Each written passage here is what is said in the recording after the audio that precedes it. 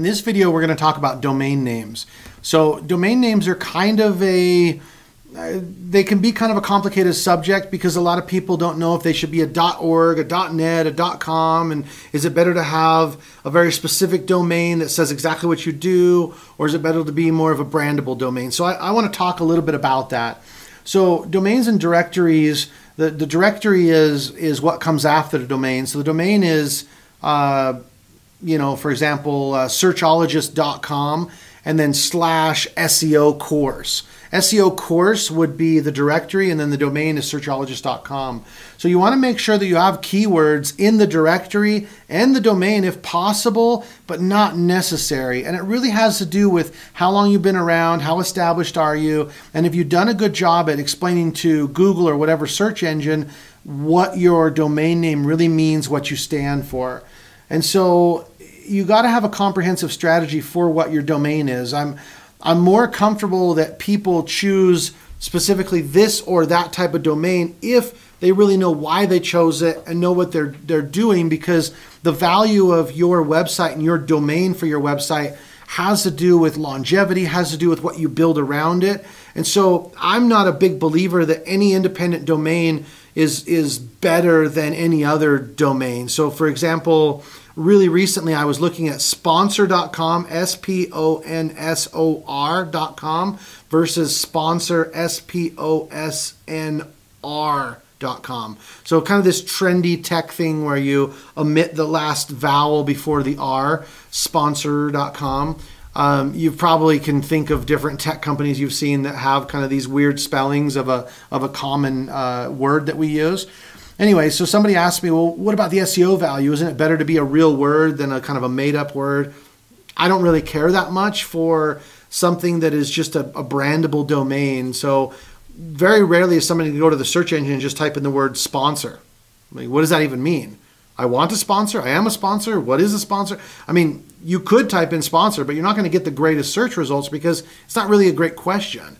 And so whether it's spelled one way or the other, I don't really care, because once I put up a website and explain what the company does, then at that point we've added meaning, and that's all she wrote. So I've owned several companies that they didn't really mean anything in the domain until we got going. And then once it did mean something, that was the established meaning, and that's what it was moving forward. And so we'll talk a little bit more about this, but you have to have a comprehensive strategy. Now, the biggest thing that I noticed with small to medium-sized businesses is that they're always concerned about sub websites. So, we do this thing in data, but we do it for healthcare and we also do it for education. So we want to have a educationdata.com website and a healthcaredata.com website. First of all, you got to ask yourself, is the general population not smart enough that they can just see your business model for what it is? Like, are you really going to be secret and be a different company to this vertical versus that vertical? And sometimes you have to, but most of the time you really should just focus on one domain. And the reason why is because most of us can't support a standalone entity. And what I mean by that is most businesses barely do a good enough job on their own website, and then when you break it into all these sub websites, now you have to do a good job on each of those sites, and so you've just 3x'd, 4x, 5x'd your efforts, and most companies really don't have the resources for that. So that's why I said small to medium-sized businesses typically have this question, and my answer is I would way rather have datagroup.com/healthcare for the healthcare vertical and datagroup.com/education for the education vertical. I'd rather see them on the same domain and just separate those directories.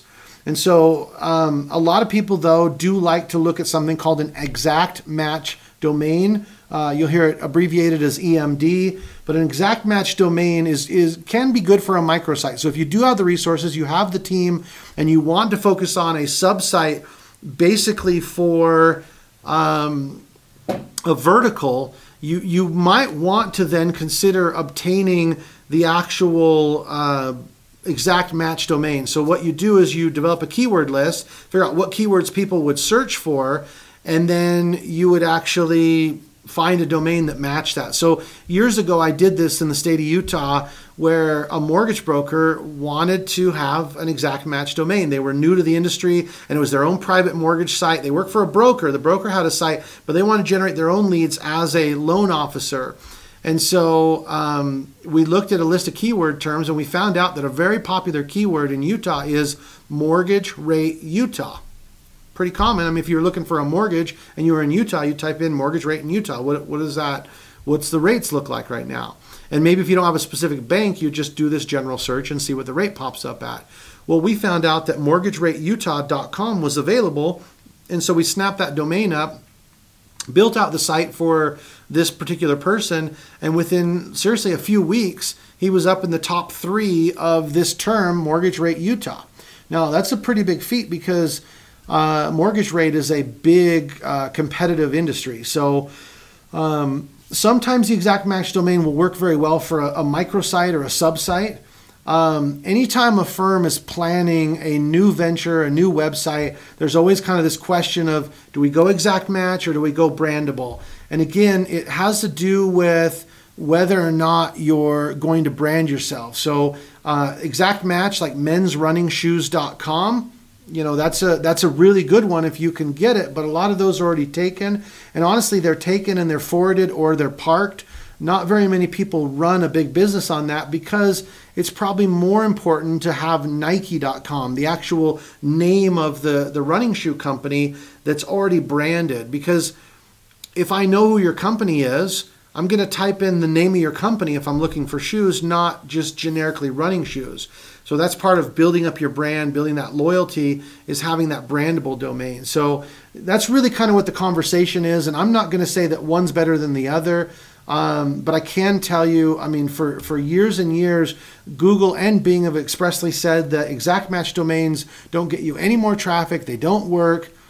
But I've actually seen example after example where we got quickly to the top of the search engine using exact match domain. So in my mind, I would honestly go for a shorter domain. See, shorter domains are going to receive preferential treatment. And so I'd rather have a nice short domain that I can add some branding to, that can be, you know, my main domain. And then if I really was concerned about a certain keyword and I knew that was a big money keyword and I was concerned about the traffic, then I would try and see if I can get that exact match domain and run that as a sub-site. But again, that's only if I have resources. If you don't have as many resources, then go for brandabledomain.com/ and then do a directory of whatever that vertical is you're trying to go into. So hopefully that all makes sense to you and clears that up. But there's always that big question of, do I go exact match versus brandable? And the other thing that people ask a lot is .com, .org, .edu, .gov. Well, the best domain on the planet would be a .gov, but you'd have to be a country to get one because they're regulated. So you're not going to get that one. The next best would be a .edu, and you're not going to get that one either unless you are a learning institution. So the third best, which is where most of us are going to hang out, is a .com. Now, beyond a .com, there's a whatever country code, ITES, RU. Every country has its own code. Those are okay, but they're never as strong as the .com. You can also do a .org if you're some kind of a nonprofit organization, but even then, I still prefer the .com. So my opinion is .com is really the best way to go versus .net, .org, .us, anything else is kind of just equal. And here's a really good test if you're wondering. Just think to yourself, how many .nets do I know that rank very high on the search engine? Might be one, might be two, but it's not going to be more than three. Nobody's going to know of 3 .nets, but how many .coms do you know of? Well, that's going to be most every website that is going to be at the top of the search engine. And so you could sit and do search after search, and you're just not going to see a lot anything else that's going to be at the top of the search engine. So hopefully that clears up the whole domain conversation.